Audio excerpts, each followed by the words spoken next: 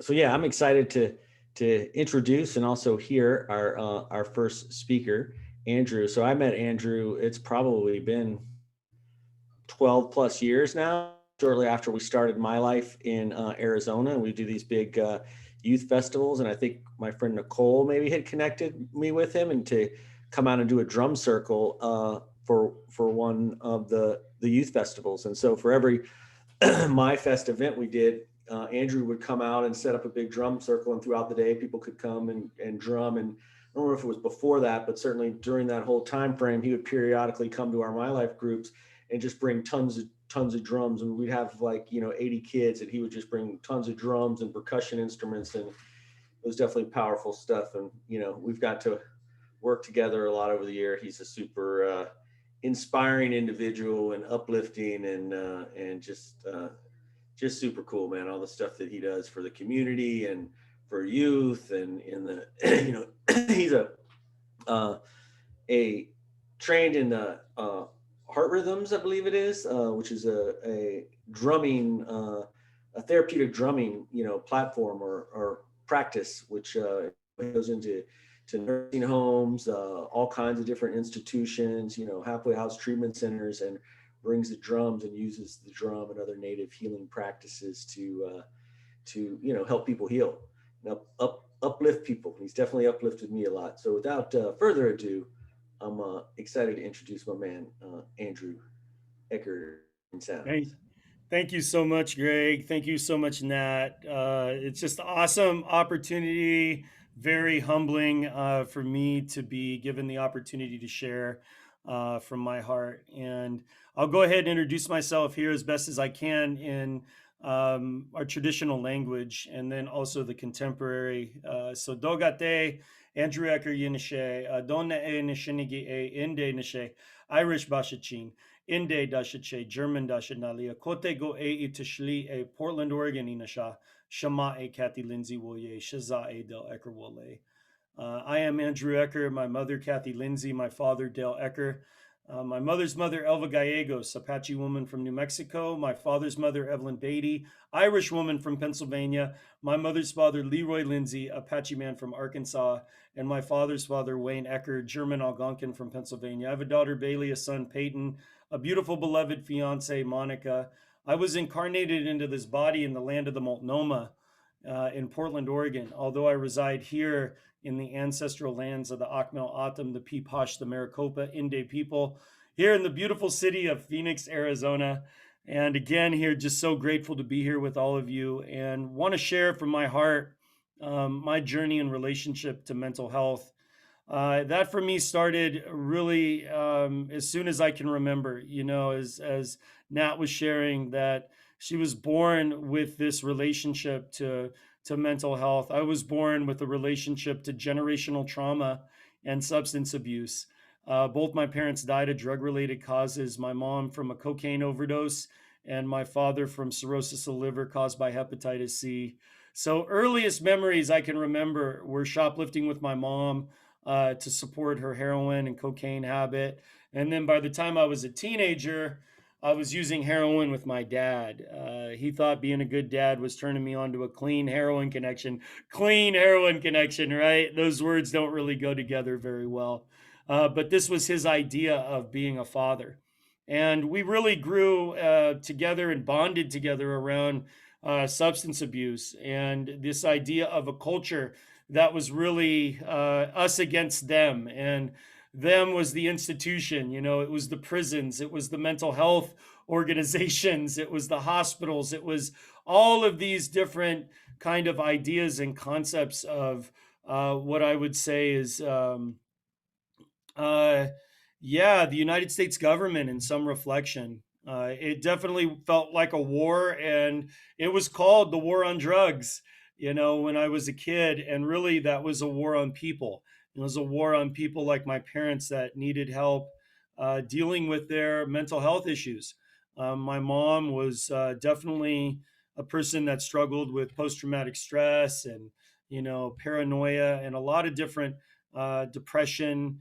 Yeah, I guess back in her day, the diagnosis was manic depressive. I guess now it would be called bipolar. She was in and out of hospitals, and I was visiting her as a little boy, jails, prisons, and psychiatric hospitals. That whole generational kind of idea and relationship to mental health led me to a distorted view of self identity.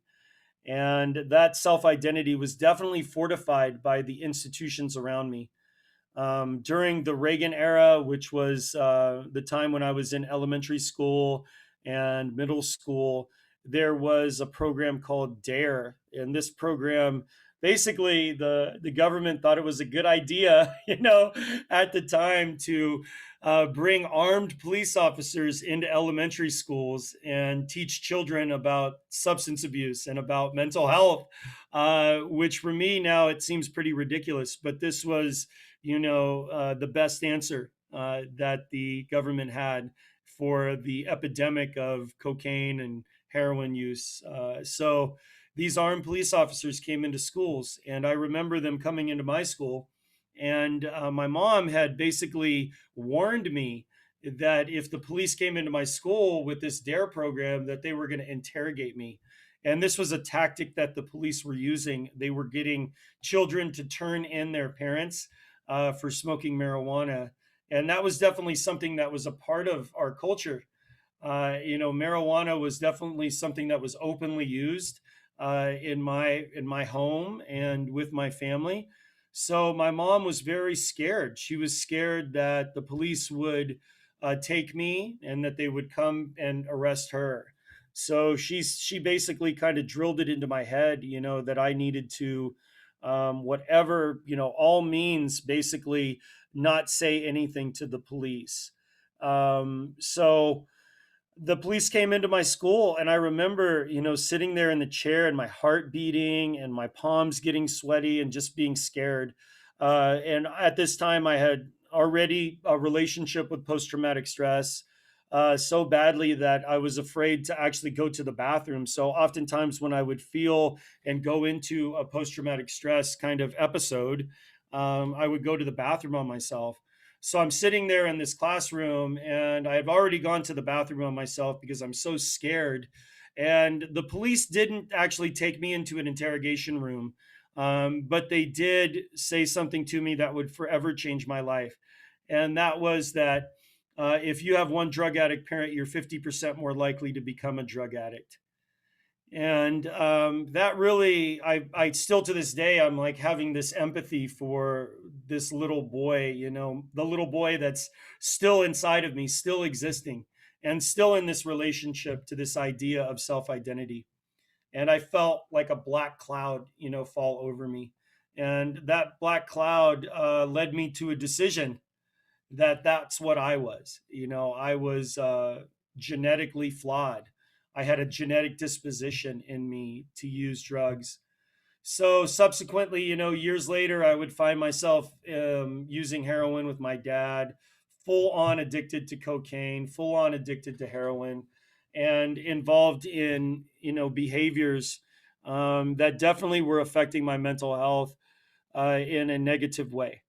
I was using alcohol at a very early age to help myself through my relationship to post traumatic stress and to depression and all of the different kind of parts of me that now I have a much more beneficial and healthy relationship to. For me, mental health is a relationship. And we have in our Native American tradition this idea of all my relations, that I'm related to the air, the water, the fire, the earth, that I'm related to all of you, that we're all a family. And every aspect of my life is in that sort of idea, that worldview of relationship. So my relationship to my mental health has at times been very beautiful, like this moment right here, an opportunity for me to share my medicine with you, to share that I struggle with suicide, that I struggle with depression, that I have a relationship with post traumatic stress, that I have a relationship with all these different sides of myself in relationship to my mental health. This for me is the epitome of the beauty that I have in my relationship. And as I begin to use my medicine, as I begin to vocalize and allow for intimacy and vulnerability to be a part of my reality and my charge to go forward into this world, to do my best to be a vehicle of transformation, the reason why I went through those things as a child, why I sat in elementary school and listened to police officers tell me that I was genetically flawed, why I was left at a drug house and suffered from sexual abuse, why I was abused by my family members, why I went through all of the trauma of being addicted to drugs, being without a home, and ultimately being incarcerated for 3.5 years in federal prison. All of these things begin to make sense to me when I share from my heart and when I open up and I find my medicine. And those parts of myself that I really have struggled at times to be in relationship with, that I've forced away from me, that empathy that I have for that little boy inside of me that's existing in those places of trauma, because those kind of things never go away. They never leave me. They just become assets to my vocal work and the work that I do as a steward of a relationship to mental health. And when I begin to say and I begin to talk and I share story with people, it becomes beautiful what I've gone through.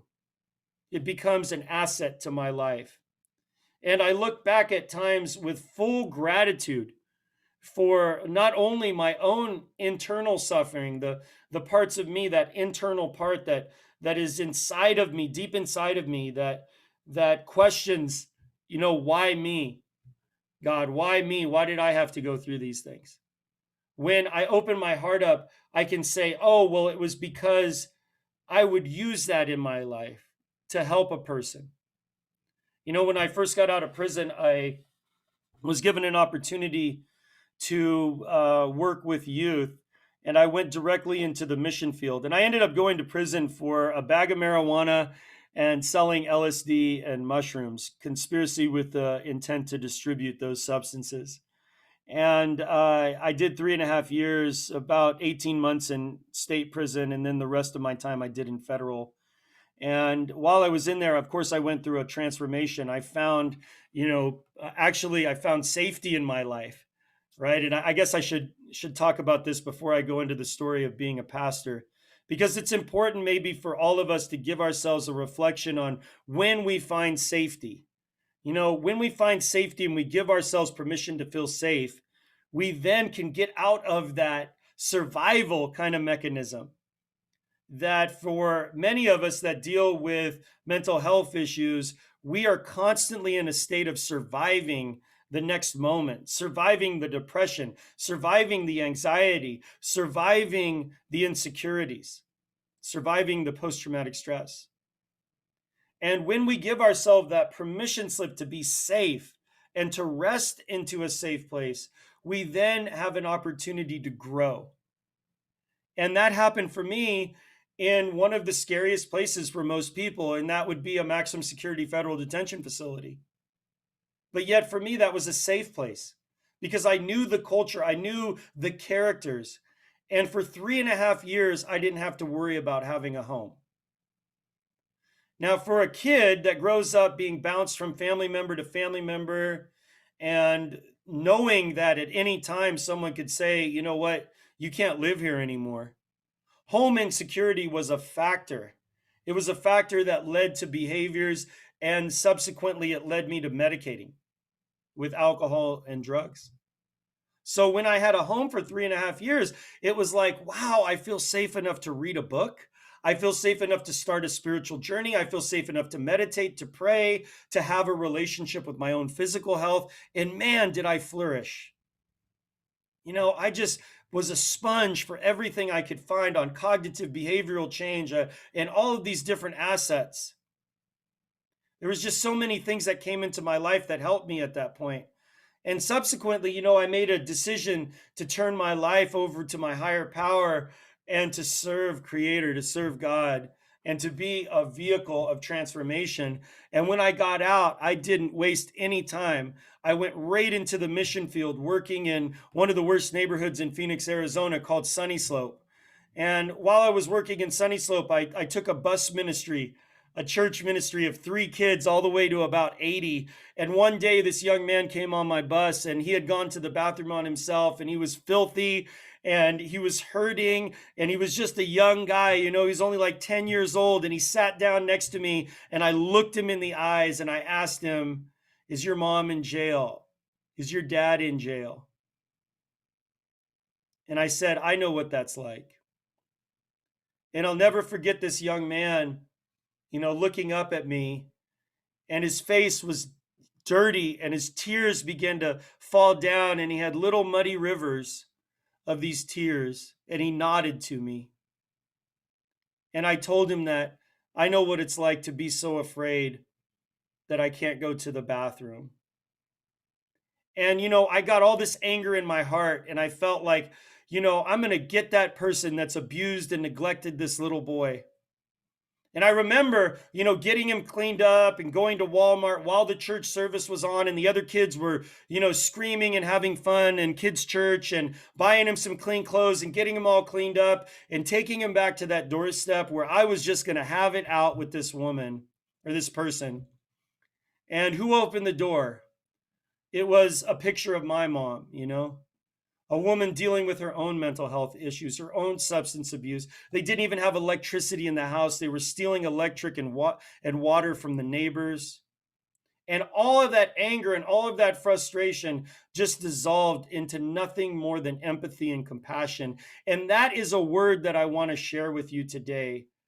That the anger, the frustration, the us and them, the system, the this and that, all of these dividers that keep us from living in empathy and compassion for one another, those are the barriers that we really need to address. Because if we are going to be that light and that vehicle of transformation, we need to understand that it is unification, that all of our hearts are united in the solution.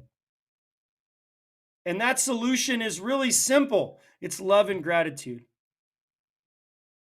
Now fast forward, I have many years of working as a keynote speaker and, doing suicide prevention programs. And I've worked with 6 different Native American tribes. In 2019, we facilitated 587 wellness-based events. And you might think to yourself, how is that even possible? Well, it's possible because we go into hospitals sometimes that have 3, 4, 5 different units. And we'll go into the psychiatric lockdown units where you have to go through multiple different doors that are guarded and locked with codes. You have to get an escort to go visit people. And when I go into these institutions, and I look into the eyes of these individuals that are in these institutions, and I see my suffering mom in those eyes reflected to me. I see my dad suffering in the eyes of these individuals that have never been able to get outside of their own captivity. I feel nothing but compassion. And we play that compassion on the drum. Literally, we play love and gratitude on the drum. And I share my story, and my story makes more sense. It makes more sense because now it's really reaching someone that needs love, that's maybe in the isolation of the destructive force of a relationship to mental health that hasn't served them yet. And I just want to impart that to all of us that, for many years of my life, when I was struggling in my addiction, when I was struggling to even be able to survive another day, when suicide seemed like a real option for me, and in my attempts and all of the different things that I went through, I never thought that I would be able to find my medicine the way I have now.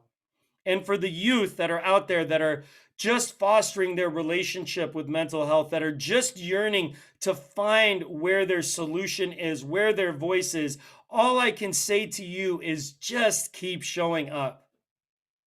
Just keep practicing. Just keep being available.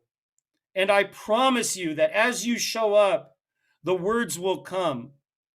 The path will be lit before you and you will know exactly the direction to go. You are the future leader, and the behavior of yesterday is something that is a guiding light for you to utilize in your medicine.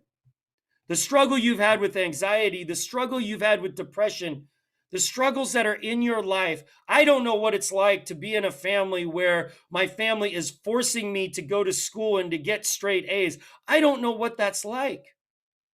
I don't know what it's like to feel like if I don't pass, or I don't look a certain way, or I don't have the necessary right things, I'm not going to be accepted. You know, in my family, as long as I wasn't in prison or I wasn't dead, it was okay, you know? But your story is something that is powerful because people relate to you in a way that is different than the way that they relate to me. And your medicine, your struggle with your relationship to mental health is as valid as any keynote speaker that's out there in this world. And you are the reason, and you are why we have been waiting. We've been waiting for you. You're the one. You're the next generation of individuals to bring us closer to that place in which we end suicide, in which we are completely open to talk about our relationship to mental health and to utilize our struggles for the optimization of our community. We are creating a culture here in Idaho and around the world. Our voices are being magnified. And we are breaking down the barriers that have kept us in isolation and from living the optimal destiny that's woven into the fabric of our DNA. The drum, the song, poetry, dance, all of these vehicles are the cultural tools that have helped us as earthlings to survive. And I see it today so powerfully when we go into these institutions and sometimes they smell like, poo and pee, these dark places. And we play on the drum, love and gratitude. Sometimes that vibration is so powerful that literally the smell in the room will shift. And the people will light up in their eyes and in their hearts, and they'll have this amazing experience. And I didn't think that I would be doing the work that I do now, that I would be going all over the United States, speaking all over the world, doing this work. And, all I have had is a story. That's it. And I just want to share with you that you're enough. Every single one of you are enough. And I'm just so grateful and so blessed to be able to share a little bit of my heart with you. So thank you all so much.